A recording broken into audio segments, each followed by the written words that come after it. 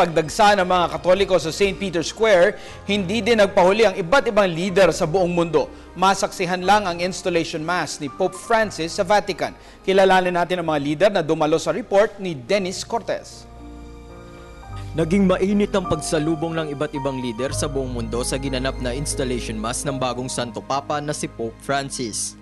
Mahigit 100 political leaders at 33 Christian delegations ang tumungo sa Vatican upang personal na madinig at makita ang banal na misa ng Santo Papa. Kabilang sa mga leader na dumalo mula South at Central America sina Brazilian President Dilma Rousseff, Chilean President Sebastian Piñera, Mexican President Enrique Peña Nieto at Argentinian President Cristina Kirchner na personal na nagbigay pa kay Pope Francis bago ang misa.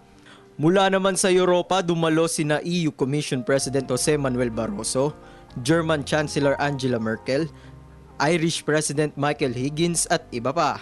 Hindi rin nagpauli ang Middle East na kilala bilang Muslim region. Kabilang sa dumalo si Lebanese Prime Minister Najib Mikati, Egyptian Culture Minister Mohamed Saber Arab at iba pa. Nakiisa rin sa inaugural mass ang mga leader mula sa iba't ibang sekta tulad ni na Jewish leader Grand Rabbi at sa kauna-unang pagkakataon si Orthodox leader Patriarch Bartholomew I.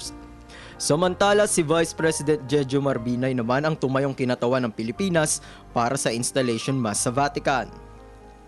Malaki ang naging papel ng nasabing misa dahil dito ang pagkakaisa ng buong mundo para sa bagong leader ng simbahan. Para sa Telebisyon ng Bayan, Dennis Cortez.